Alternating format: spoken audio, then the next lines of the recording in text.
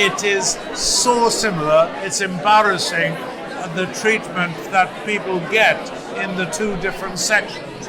And I can't, and over a period of 10, 15 years, I haven't seen any difference between optics and audiology. So, it's got the examination, it's got the product, it's got the premises, similar premises, and it's got similar marketing and branding. So basically, I can't see why the NHS can't look at it in an aligned way and make audiology as accessible and as affordable as they can for everyday people. Well, the optics side was very successful, and when we look back about 15, 20 years ago, it was growing at a phenomenal rate. So what we had, we felt basically that for our customers, the screening, the integration, we'd love to do that in the same premises, and that basically altered the relationship with our optical people, so we had to synergize it, so it was a win-win situation. Now we've solved that problem of working together, and in Australia, in New Zealand, in the Netherlands, we basically have got the same integrated model. We work on the same premises because essentially we heard earlier about the denial factor, that people with hearing loss can go 10 years without getting treatment. Well, obviously what we do in the optical environment is, with screening, we remind them how their hearing is doing. And when it gets to the point where we really think they should have treatment, we actually are in an informed position. They know our organisation. They know we're not trying to upsell them with something. It's for their greater good. So the integration comes. We're gradually expanding the size of the premises, so that's more of a possibility.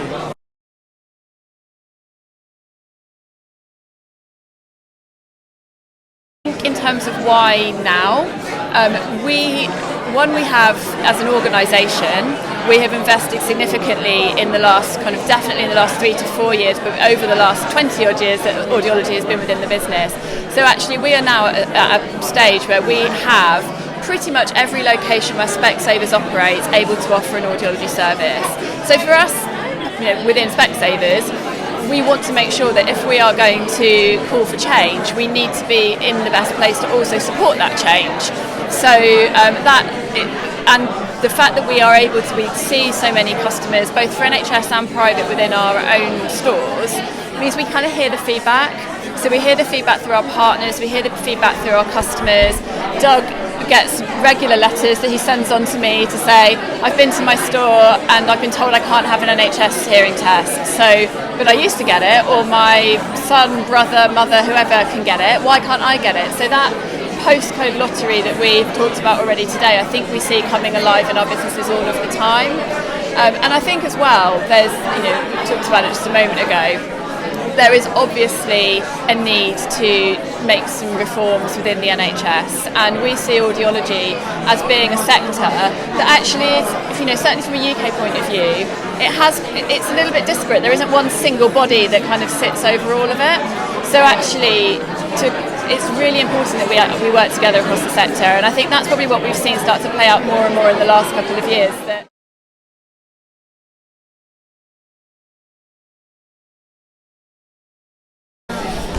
Very good question. I think we are, and I don't think this is going to be an overnight change. I think what we're asking to do today, what we wanted to do with this report, is start a conversation. To actually start a conversation to say, is this something that everybody sees and feels? And across the kind of different panels that we've been working, the collaboration that we've been doing over the summer, and I think you've been involved in some of that, particularly some of the B-Sharp panels, we are hearing that a lot of these issues is something that everybody is seeing. I think that's the first step. Yeah, I mean, we had our annual conference on the weekend, and we had a panel discussion where we had members of BAA, BSHA, community, GP. And actually the conversation is so open and everyone is so willing to work together. It's just a case of getting everyone in the same room to be able to have those conversations, because ultimately it doesn't matter if you're an audiologist in the private sector, if you're an audiologist in the NHS, your end goal is exactly the same. Your end goal is to help people hear better, and we've heard it so much this afternoon in terms of the impact it has on a person's life, that actually as audiologists that's exactly what we should be doing.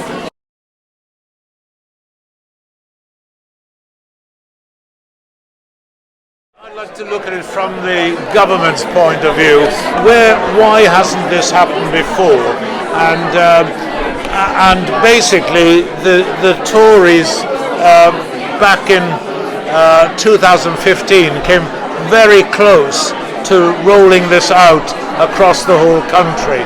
So they knew everything we have described today, and I think politically they were coming close to some election, and they didn't want the bother of change.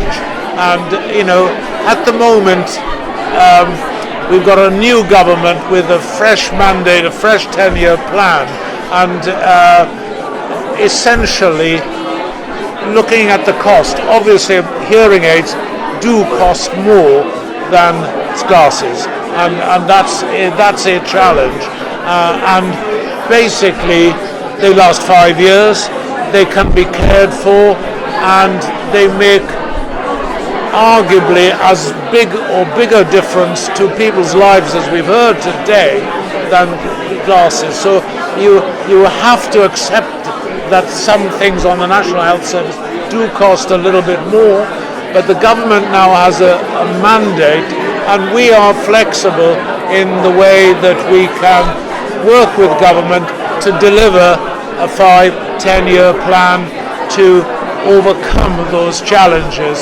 And you've got to look at the value for money side that we pointed out today, and the productivity that will come to the fore, the savings on GP, the sort of time with direct referral. These are big numbers, and I believe also if we do more primary care, we can actually diminish the amount of hospital referrals by managing care ourselves. So there's massive savings as well. It's not just the cost of the product. So we believe in the 5-year, 10-year plan that we can actually work that out with government, and clearly the case for the defence of doing nothing is not very good. We have got to change it now.